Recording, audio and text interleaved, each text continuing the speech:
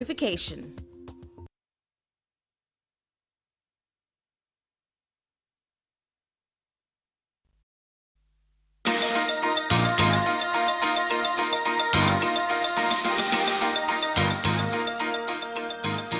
In Capital News tonight, election campaigns continue to gain momentum in various parts of the country. National Electoral Commission to complete rulings to all appeals by 16th of October. And in sports, the Minister for Information, Arts, Culture and Sports, Dr. Harrison Mukembe, has received the draft constitution of Tanzania Athletics Association.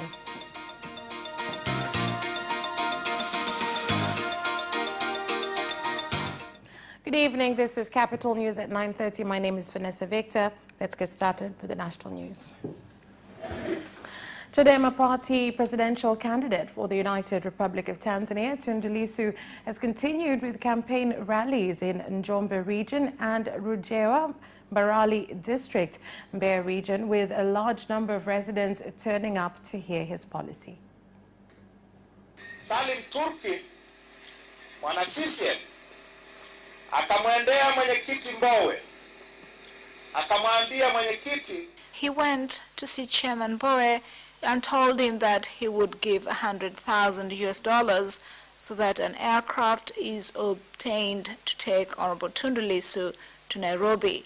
So the aircraft that took me to Kenya on that night of September 7th was paid for by the late SALAAM Turki, a CCM party member of parliament. He was a good person. A lot of people say that my getting well was miraculous from God. It is true, but God works through people such as the late SALAAM Turki. I ask that we remember this good man and pray for him, that God rests his soul in eternal peace, and that we must pray for his family, that they are strengthened and comforted during this time. Na ni kweli, lakini Mwenyezi Mungu huwa anafanya miujiza yake kwa kupitia wanadamu kama marehemu Salim Turki. Chama cha Mapinduzi CCM Party's presidential candidate, Dr. John Magufuli, while addressing residents from various parts of KAGERA region who had turned up at his campaign rally, said that if re-elected, his government will ensure it completes plans started to address challenges faced by coffee farmers so that they can benefit from the crop and contribute to the country's revenue. Mleba, Mleba, maendeleo, maendeleo. Kitabu hiki kina kurasa 303. This book has 303 pages. What we've achieved in the last 5 years, we will do more in coming years. We know there are challenges regarding the coffee crop. This too we will look into, and in truth, we've already started working on it. 2 weeks ago, I called the Minister of Trade and the Minister of Agriculture. This is why Secretary Generals were sent here. We want to resolve all problems facing coffee crop for good. We have constructed roads and put ships on Lake Victoria so we cannot fail in coffee. Tunazotengeneza standard gauge ya kutoka Mwanza mpaka Dar es Salaam zitapotea. We are constructing standard gauge from Mwanza to Dar es Salaam. This will be lost. A big electricity generating project costing 6.5 trillion will be lost. Free education will be lost. Don't elect people who cannot be trusted, people who will govern for the benefit of others. Wangapi wananipenda? Wangapi watanipa kura? Wataweza?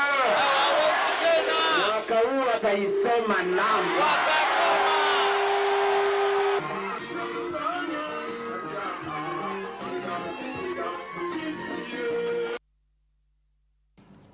ACT Wazalendo Party's presidential candidate in Zanzibar, Saif Sharif Hamad, has said that if elected into office, he will raise the price of seaweed so that farmers can profit from the crop.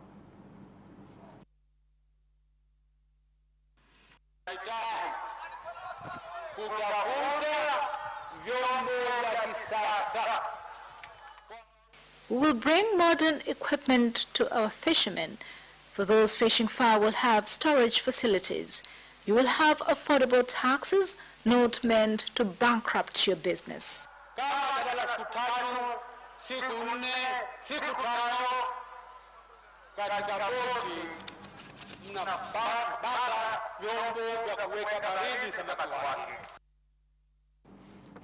And the presidential candidate for Sautia Umma, Sau Mutamwega Bata, said if elected, he will ensure that all ferry services used by the public in the country will be provided for free, as they are an extension of road transport services and therefore within the right to use free of charge.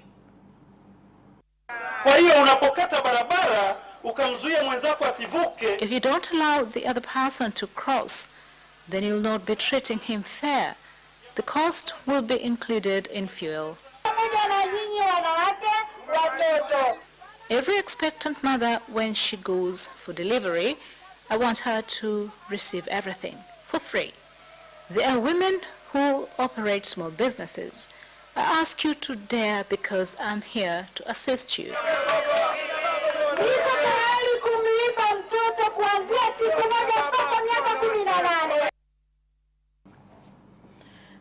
And the National Electoral Commission, NEC, has said that by Wednesday, the 16th of this month, they will have completed rulings on all parliamentary and councillorship appeals, and that they will not hesitate to take legal action against candidates using inappropriate language during campaign rallies.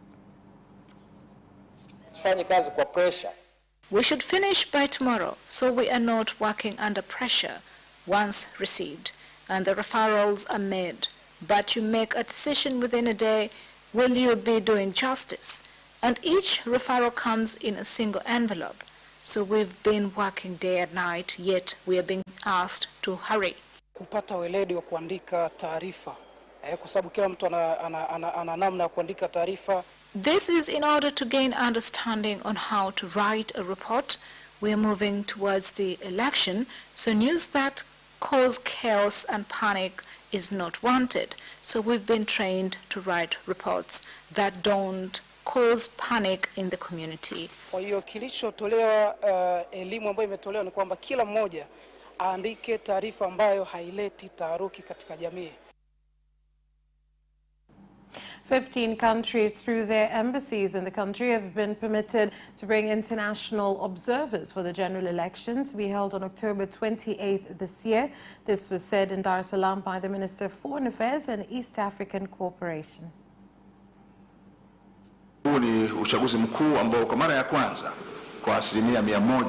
This is the first general election, which for the first time Tanzania we are covering the cost 100% from money in the budget paid for by Tanzanian taxpayers. Although we are covering the cost ourselves, as Tanzania, the electoral process in the election law under international guideline, there are election observers. And this year we put up announcement to those who would like to become observers, and that they must first test negative for corona and will therefore be allowed to observe. As I speak, 15 countries through their embassies, Europe, America, United Kingdom, Belgium, Spain, Holland, Sweden, Norway, Denmark, France, have been allowed to bring their election observers. We hope that they will observe the election in Tanzania, mainland and island. We are closely following the campaign. Of course, you can imagine that all foreign missions, particularly the European Union as an historic partner, are following very closely the campaign with the positions of the different partners. We see so far a peaceful campaign which is taking place, and we are preparing to be present, to accompany this process with the diplomatic watch, and we thank you very much for the accreditation that we received. And 5 people have died and 6 others were injured after a passenger bus with registration numbers DTH 714 lost control and collided with a lorry. The registration numbers 114 AAR at Msanga Village, Masasi District, Mtwara Region.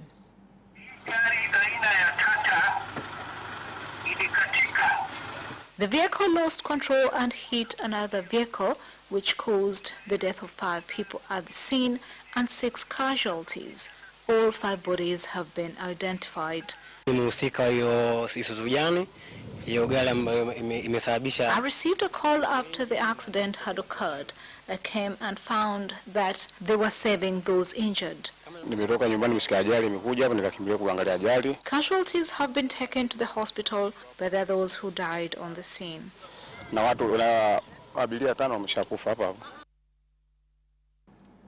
And the President of Zanzibar and Chairman of the Revolutionary Government, Dr. Ali Mohammed Shein, has led mourners at the burial of Mpendai constituency parliamentary candidate for CCM, SALAAM Hassan Turki, who passed away suddenly.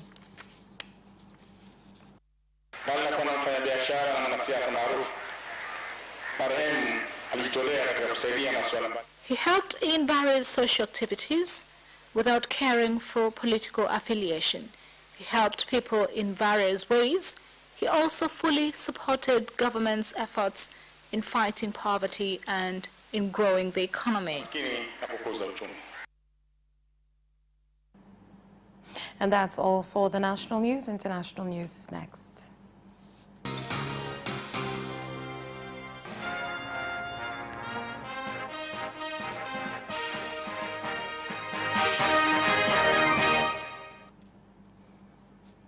And now in international news. For the past 6 days, health services in Nairobi, Kenya have continued to deteriorate due to the ongoing health workers' strike, whereby today the striking workers demonstrated to the office of the Governor of Nairobi, Mike Sonko, demanding to have their claims addressed, which include promotions and health insurance.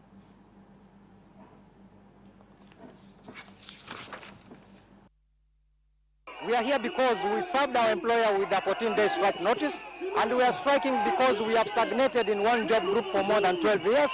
We haven't been promoted, we don't have a comprehensive medical cover, and we have some of our colleagues who are on probation for the last 5 years. And in any case, up to now, other salaries have not been paid.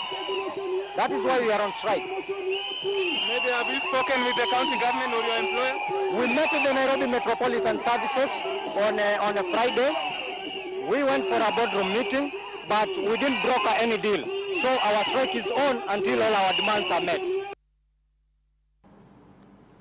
And Amnesty International has criticized Uganda Communication Commission's directive instructing all social network users be registered before October 5th. The organization says the latest developments will deny people the freedom of speech.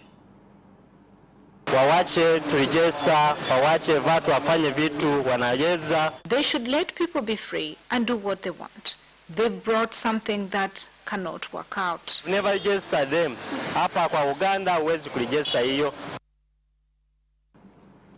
Teachers from private schools in Rwanda who have not gone to work for about 6 months due to the coronavirus pandemic have urged the government in the country to support them due to the hardships they are currently facing, as they have not been paid since April of this year. Ask the government to look at us and consider the life that we live as private school teachers. Even if it is not possible to help us with food, then contributions must be made so the money can help those of us not teaching at the moment. We've not received a salary since March this year. That's where we leave off with international news. We'll be back with business news after this break.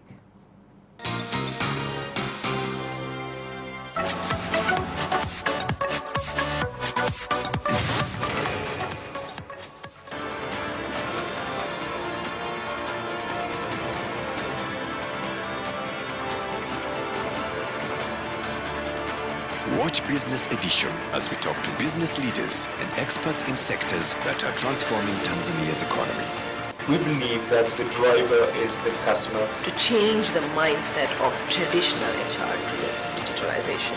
Make sure that everybody can get some access to financial services. And once we understand the vision of our leaders, we then need to be behind them and help them in achieving that vision. Business have involved mercantile operations, trade guilds, or shared agricultural production. Infrastructure, construction, financial sectors, tourism, and mining. Business Edition on Friday at 8:15 p.m.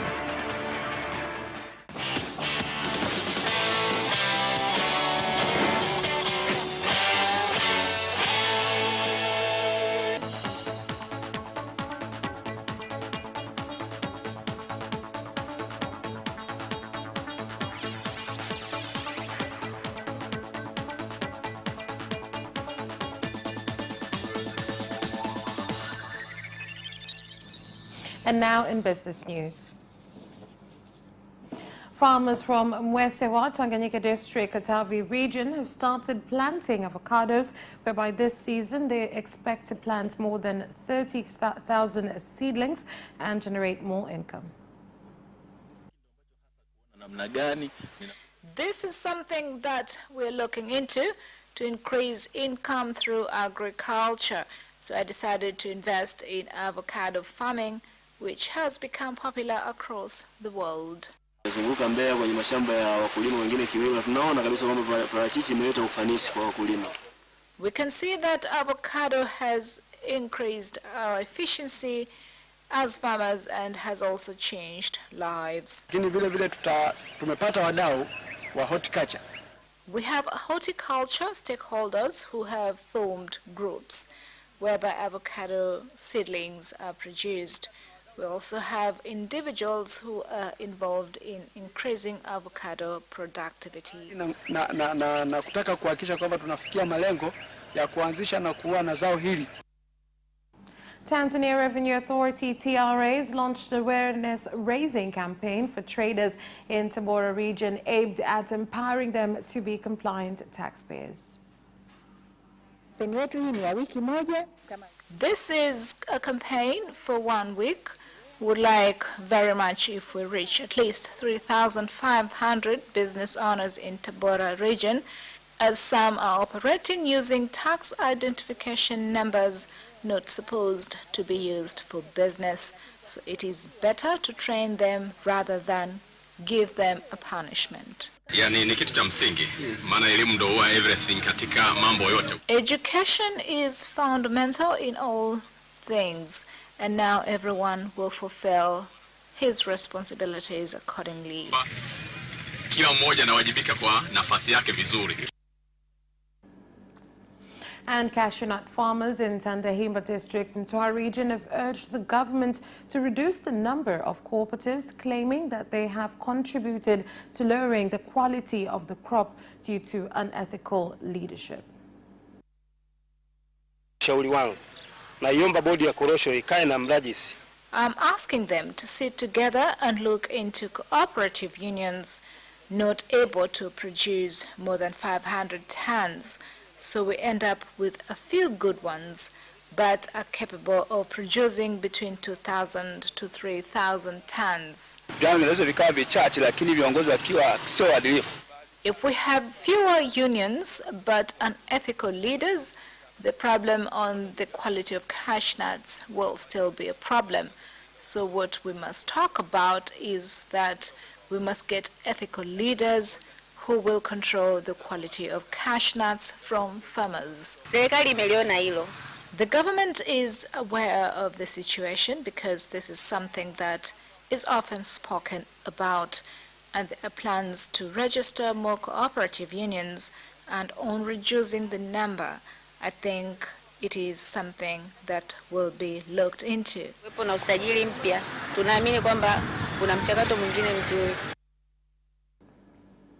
And that is all for the business news. Sports is up next.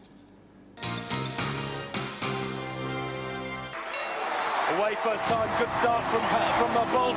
Bolt leading a moment and going away. Gay trying to go with him, and he's being dragged through to second place, but he's going to win it by 2 meters.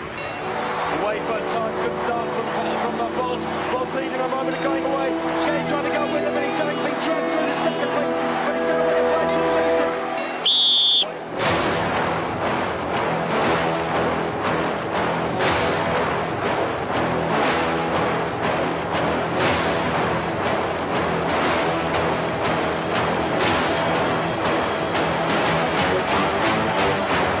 Opposition, Joaquinho, he did lose some length.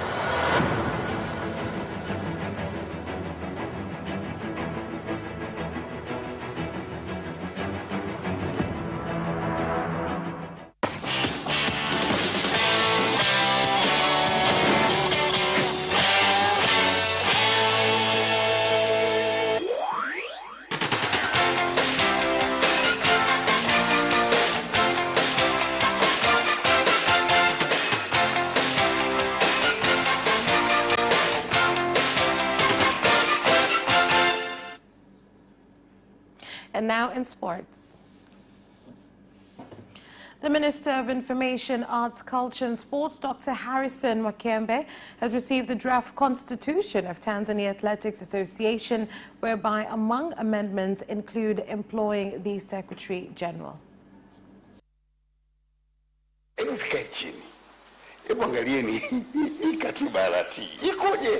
I told them to sit and discuss the RT constitution, and they all agreed that it wasn't in good shape. So we decided to make a new constitution through amending the first one. Honestly, the work done is good. I would like to take this opportunity to thank the chairman, our longtime athlete, Philbert Bai.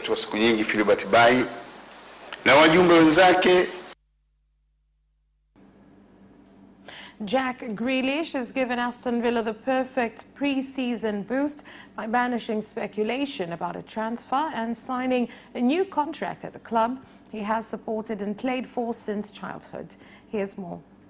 I'm delighted to make this commitment to Villa, said Grealish after pledging his services to the club for another 5 years. The club began their 2020-21 campaign on Tuesday with a Carabao Cup tie at Barton before Monday's Premier League match against Sheffield United.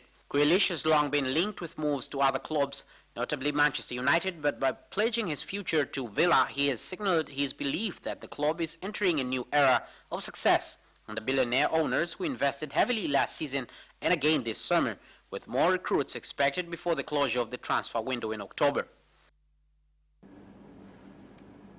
And Manchester United are at an impasse over their bid to buy Jadon Sancho because of Borussia Dortmund's €120 million, £110 million valuation, and may explore a loan from Gareth Bale as an alternative.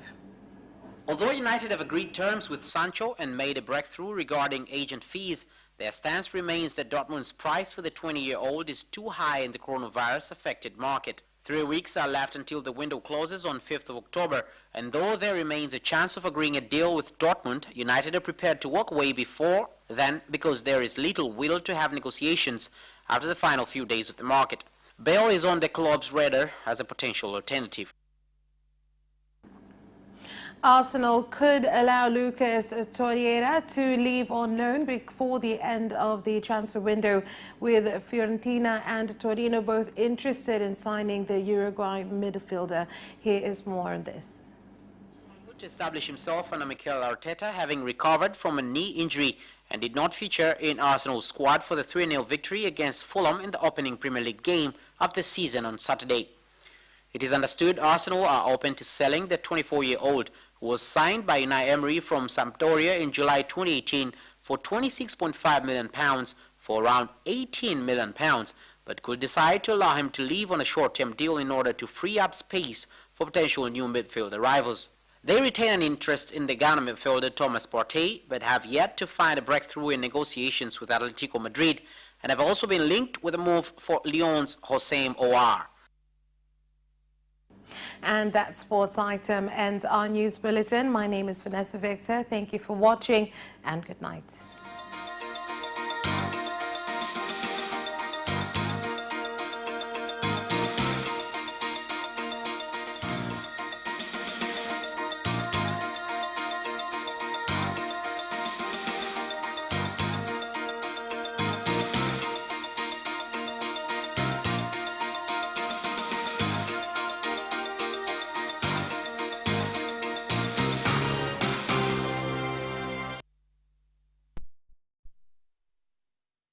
Unajua kuwa 2020 ni mwaka wa uchaguzi? Basi ITV inatoa fursa kwa wagombea wote wa nafasi zote kujinadi na kueleza sera na mikakati yao kwenye kipindi cha Nagombea 2020. Changamkia fursa hii itakayokuwezesha kuwafikia walengo kwa bei nafuu. Wasiliana nasi kupitia simu nambari 0767777147 au 0658777147 au 0684302014 au 22277591 au advertise at itv.co.tz. Ngoja, utakuta mwana si wako Vigezo na masharti kuzingatiwa.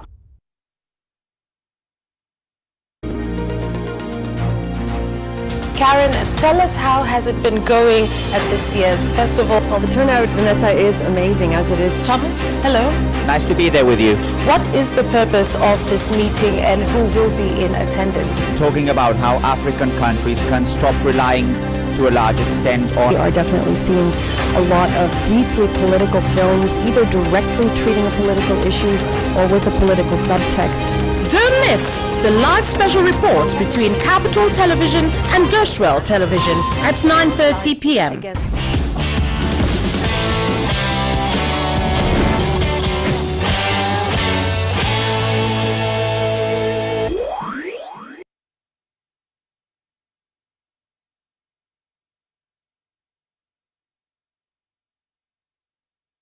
Diamonds are forever. They won't leave in the night. I've no fear that they might desert me. Diamonds are forever, forever, forever. Diamonds are forever, forever, forever,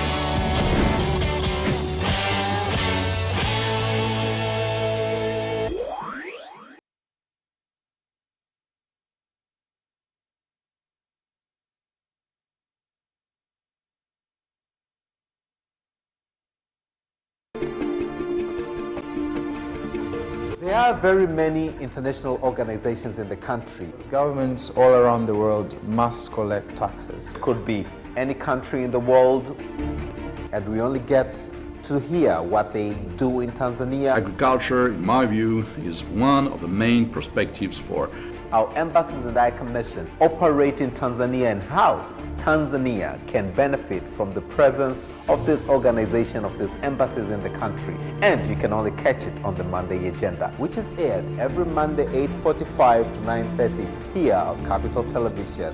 Stay tuned.